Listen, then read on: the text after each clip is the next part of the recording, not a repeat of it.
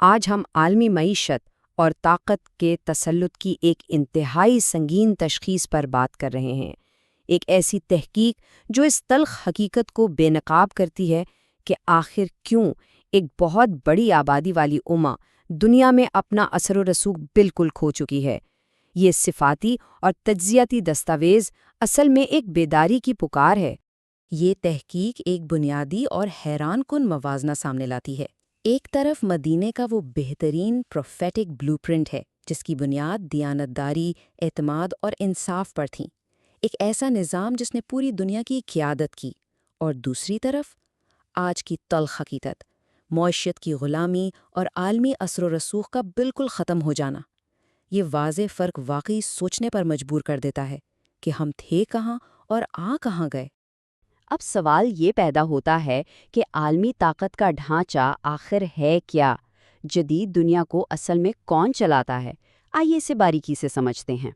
دستاویز اس بات کا تجزیہ کرتی ہے کہ آج کے دور میں طاقت محض فوجوں کے پاس نہیں ہے۔ حقیقت میں مغرب دنیا کو مالیاتی قرض اور پابندیوں کے ذریعے دباتا ہے۔ چین اپنا عالمی اثر و رسوخ بڑائے انفراسٹرکچر اور اکنامک سائلوز بنا کے منواتا ہے، اور بھارت وہ اپنی سفارتکاری اور جیو پولیٹیکل پوزیشننگ سے فائدہ اٹھاتا ہے۔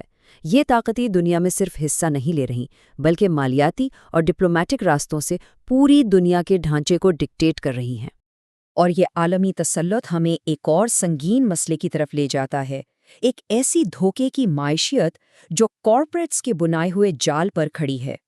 ہم روزمرہ کی خرید و فروخت میں سمجھتے ہیں کہ ہمارے پاس انتخاب کی آزادی ہے، سپر مارکیٹس ہزاروں برانڈ سے بھرے پڑے ہیں، لیکن دستاویز اسے ایک جھوٹا تصور یعنی ایلوزری اکانومی قرار دیتی ہے۔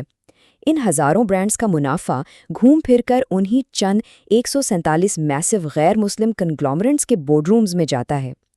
بظاہر آزادی نظر آتی ہے، مگر حقیقت میں یہ مکمل کنٹرول ہے۔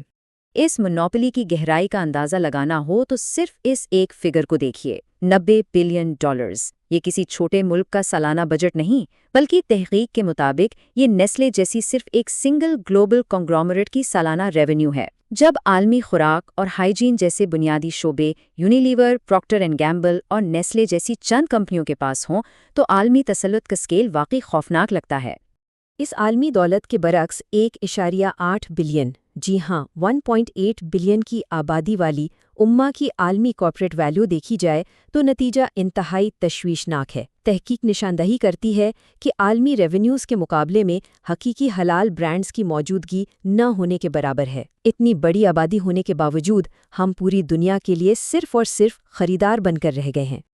اور مسئلہ یہاں ختم نہیں ہوتا۔ دستاویز واضح کرتی ہے کہ بڑے بڑے اسلامک فائنینشل انسٹیٹیوشنز اور اربوں ڈالرز کی ویلتھ ہونے کے باوجود ان کے بنیادی ڈھانچے آج بھی اسٹرکچرل طور پر مغربی قرض کے ماڈلز کی زنجیروں میں جکڑے ہوئے ہیں۔ یہ ایک ایسی معاشی قید ہے جس نے حقیقی آزادی کو تقریباً ناممکن بنا دیا ہے۔ اس عالمی غلامی کو کسی ایک مثال سے سمجھنا ہو تو دستاویز میں پاکستان کو ایک واضح کیس سٹڈی کے طور پر پیش کیا گیا ہے۔ یہ اس بات کا ثبوت ہے کہ وقتی امداد کے لیے خود مختاری کا سودا کیسے کیا جاتا ہے۔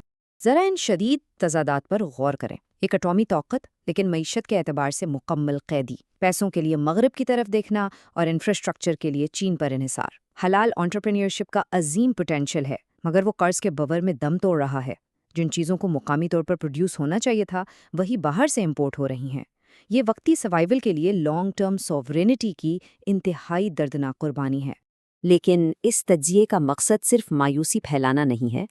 تحقیق ایک محسن اسٹریٹجک روڈ میپ پیش کرتی ہے۔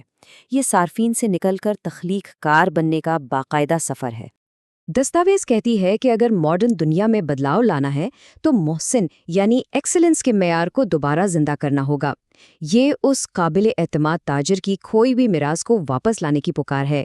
صرف نیچرل ریسورسز نکالنے اور دوسروں کی چیزیں کنزیوم کرنے کے بجائے اب حقیقی اور عظیم حلال انوویشنز تخلیق کرنی ہوں گی۔ یہ روڈ میپ جس فاؤنڈیشن پر کھڑا ہے وہ ہمارے نبی صلی اللہ علیہ وسلم کا ارشاد ہے۔ جب پوچھا گیا کہ بہترین کمائی کون سی ہے تو جواب تھا اپنے ہاتھ کی کمائی اور ایماندارانہ تجارت۔ ماضی میں انہی اصولوں پر چل کر چند سکوں سے عظیم ریاستیں بنائی گئی تھیں۔ آج کی خربوں ڈالرز کی ویلتھ حقیقی آزادی نہیں دلا پا رہی، کیونکہ اصل تخلیق اور ایمانداری پیچھے چھوٹ چکی ہے۔ آخر میں یہ دستاویز ایک انتہائی گہرے اور چبھنے والے سوال پر ختم ہوتی ہے۔ کیا آنے والی نسلیں اس دور کو محض ایک زوال پذیر مغرب کے خریداروں کے طور پر یاد رکھیں گی، یا اس بات کے لیے کہ ہم نے بیدار ہو کر ایک زندہ، خود مختار اور حلال مستقبل تخلیق کیا؟